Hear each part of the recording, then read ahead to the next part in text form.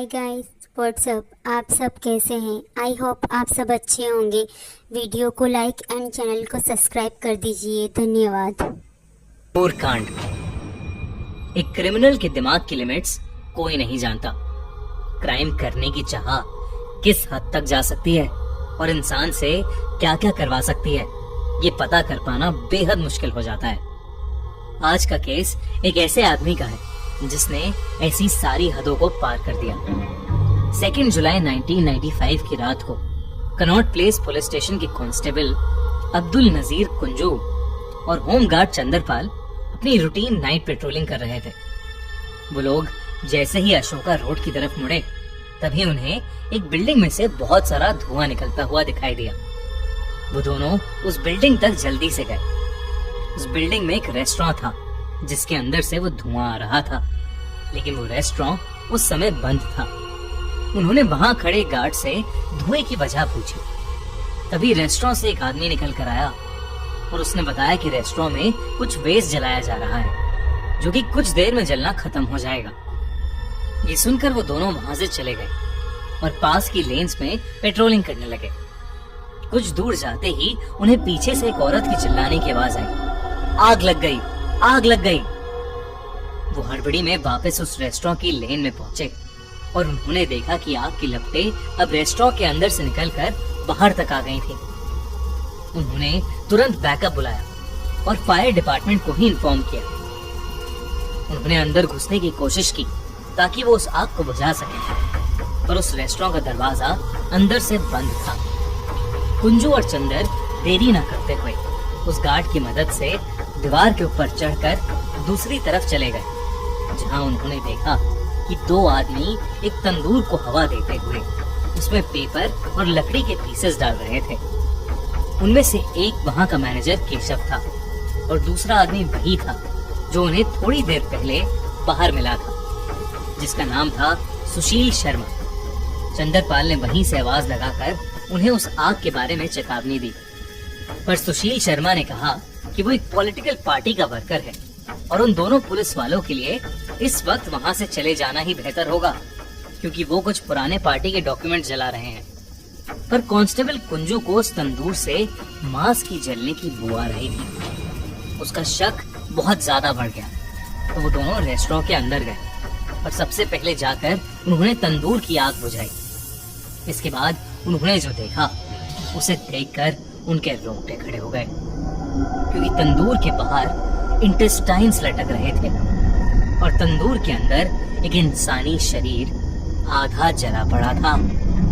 पानी डालने से उस शरीर की स्किन हड्डियों से अलग हो गई थी, जिसकी वजह से एक बहुत बुरी स्मेल चारों तरफ फैलने लगी थी। इतनी देर में पुलिस की बैकअप टीम भी वहां आ गई। सुशील तब तक वहां से गायब हो चुका था, लेकिन केशव वहीं पर खड़ा था। केशव को इमीडिएटली अरेस्ट कर लिया गया। अगली सुबह उस इंसानी लाश की बगिया बारबेक्यू रेस्टोरेंट में मिलने की खबर हर न्यूज़पेपर की हेडलाइन बन गई। सुशील फरार हो चुका था। पुलिस केशव को इन्वेस्टिगेट कर रही थी, लेकिन वो किसी भी सवाल का जवाब नहीं दे रहा था। पर जब पुलिस ने उससे पूछा कि उसका सुशील के साथ क्या रिश्ता है, तो उसने बताया कि वो रेस्टोरेंट सुशील शर्मा का ही है और उसके केशव पर बहुत एहसान है, इसलिए उसके कहने पर केशव ने ये सब किया था। उसी दिन एक आदमी पुलिस स्टेशन में आया जिसने अपना नाम मतलूब करीम बताया और उसने पुलिस से कहा कि वो लाश सुशील की बीवी नैना साहनी की है। धीरे धीरे सुशील शर्मा के सस्पेक्ट होने की न्यूज हर जगह फैल गई। पुलिस हाथ धोकर सुशील की तलाश में लगी हुई थी, पर उन्हें सुशील कहीं पर भी नहीं मिल रहा था। पर एक दिन अचानक दिल्ली पुलिस को खबर मिली कि 9 दिन से फरार सुशील ने खुद को बैंगलोर पुलिस को सरेंडर कर दिया है, लेकिन उसने नैना के खून में उसके इन्वॉल्व होने से साफ इनकार कर दिया है। मगर कुंजू और चंदर ने अपनी आंखों से सुशील को क्राइम सीन पर देखा था और उससे बात भी की थी, और उन्हें पता था कि सुशील झूठ बोल रहा है। पुलिस ने सुशील से सच उगलवाने के लिए उसे कई अलग अलग तरीकों से इंटेरोगेट किया। इंटेरोगेशन के दौरान सुशील ने फाइनली कन्फेस किया कि उसी ने नैना का मर्डर किया था, जिसके बाद वो पुलिस से बचने के लिए दिल्ली से फरार हो गया था। उसके बाद सुशील ने पुलिस को 2 जुलाई को क्या हुआ था सब सच सच बताया। 2 जुलाई की शाम को सुशील अपने गोल मार्केट के फ्लैट में घुसा ही था जब उसने अपनी बीवी नैना को हाथ में एक ड्रिंक लिए किसी से फोन पर बात करते हुए देखा। नैना ने उसके अंदर आते ही फोन काट दिया और सुशील के लिए भी एक ड्रिंक बनाकर बेडरूम में चली गई। सुशील ने ड्रिंक पीना शुरू किया, पर जैसे जैसे वो ड्रिंक उस पर अपना असर कर रही थी, वैसे वैसे उसका नैना के ऊपर शक बढ़ रहा था, जिसकी वजह से उसने टेलीफोन पर लास्ट डायल नंबर पर कॉल किया। उस कॉल को मतलूब करीम ने उठाया, जो नैना का एक्स बॉयफ्रेंड था और जिसके साथ नैना के अफेयर होने पर सुशील को पहले से ही शक था। सुशील गुस्से से तिलमिलाता हुआ बेडरूम में घुसकर नैना पर जोर जोर से चिल्लाने लगा। उनकी लड़ाई बहुत ज्यादा बढ़ने लगी और सुशील ने एकदम से अपनी ड्रॉर से एक बंदूक निकाली और नैना को गोली मारकर उसकी हत्या कर दी। उसे उस वक्त कुछ समझ नहीं आ रहा था कि वो क्या करे। उसने हड़बड़ी में अपने घर से खून साफ किया और डिसाइड किया कि मर्डर के सबूत को मिटाने के लिए वो नैना की लाश को अपने ही रेस्टोरेंट के तंदूर में जला देगा। पर ये केस सिर्फ एक अफेयर के शक की वजह से हुए मर्डर का नहीं था। दरअसल इसकी वजह थी सुशील का डोमिनेटिंग, इनसिक्योर और अब्यूसिव नेचर। नैना और सुशील की शादी को 2 साल हो गए थे, पर फिर भी सुशील उनकी शादी को ऑफिशियल नहीं करना चाहता था। सुशील के इस डिसीजन से नैना बहुत ज्यादा हर्ट थी। सुशील दुनिया के लिए तो एक शरीफ, सोबर पॉलिटिशियन था जो हर हफ्ते छतरपुर मंदिर जाता था, पर वही सुशील हर रात शराब पीकर नैना को मारता था और उसे अपने गोल मार्केट वाले फ्लैट में लॉक करके रखता था। एक रात जब नैना ने सुशील से उसके अब्यूसिव नेचर की वजह से उसको छोड़ने की बात की, तो उसने नैना पर अपनी गन चला दी। उसने जानबूझकर मिस फायर करके नैना को डराने की कोशिश की थी। फिर एक दिन नैना को पता चला कि सुशील का अफेयर भी चल रहा था, जिसके बाद वो खुद को संभाल नहीं पाई। वो और भी ज्यादा अकेली और बेबस महसूस करने लगी थी।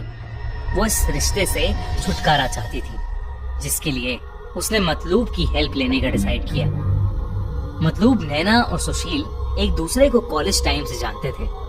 वो तीनों पॉलिटिकल पार्टी के यूथ विंग में काम करते थे। कॉलेज डेज में नैना और मतलूब एक दूसरे से बहुत ज्यादा प्यार करते थे।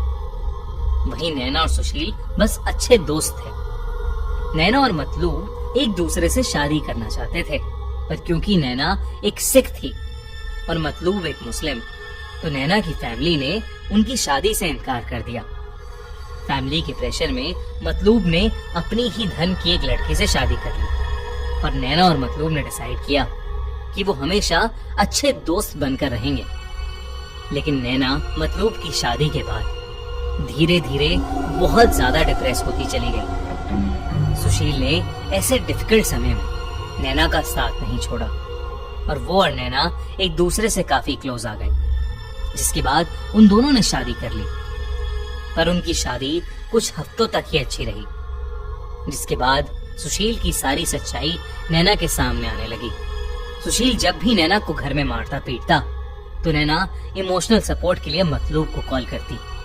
इसी अब्यूसिव शादी से निकलकर जब उसने अकेले ऑस्ट्रेलिया जाकर एक नई जिंदगी स्टार्ट करने का डिसीजन लिया, तो मतलूब भी उसकी हेल्प करने के लिए राजी हो गया।